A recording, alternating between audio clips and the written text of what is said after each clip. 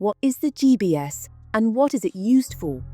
The Global Biodiversity Score, or GBS, is a tool developed by CDC Biodiversité. It allows companies, financial institutions, and public administration to measure their impacts and dependencies on biodiversity across their entire value chain. Just like distance can be measured in meters or time in minutes, the impacts are expressed with a metric, the mean species abundance, or MSA. It represents ecosystem health and condition on a scale from 0 for a completely degraded area to 100% for a pristine one. This percentage is then combined with the studied surface area for spatial representation.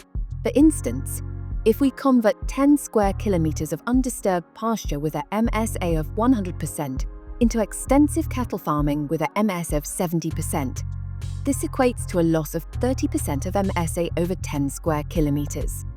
Therefore, the impact is 3 MS square kilometer. The GBS's strength lies in its scientific approach. CDC Biodiversité is committed to transparency, in particular through the open-source version of the tool and regular technical updates, as well as to scientific robustness, thanks to peer review processes. The underlying models, such as Globio and Exiobase, are internationally recognized as some of the best in the field, as well as in-house tools that have gone through a critical review and are often challenged by academic circles. How to carry out a biodiversity footprint assessment. To carry out a biodiversity footprint assessment, a wide range of data can be used. These data are processed within the tool, thanks to several models to provide impacts and dependencies on biodiversity. Let's take the example of a poultry meat production company, and specifically its impact on biodiversity through its use of land. To assess this impact, we can use data on the purchase of materials necessary to produce the meat, or data on the tonnages of crops that are produced to feed the poultry, as well as hectares of land used to grow these crops, depending on data availability. The GBS can provide results on land and freshwater use, but also on other major pressures identified by IPBES: direct resource exploitation, climate change, and pollution.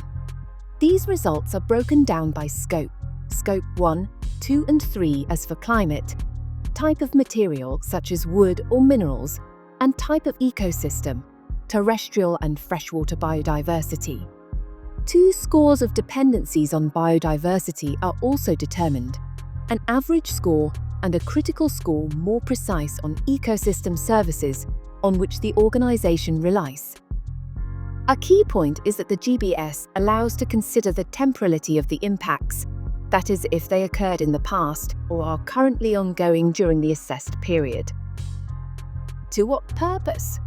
Performing a biodiversity footprint assessment allows the organization to support a corporate strategy, provide data for reporting, and comply with regulatory requirements, and build a resilient economic system. In a nutshell, the GBS allows actors to identify and understand how they impact biodiversity through their activities.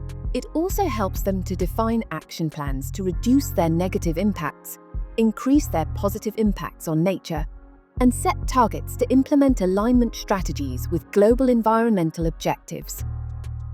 For further information, you can take a look on our publications.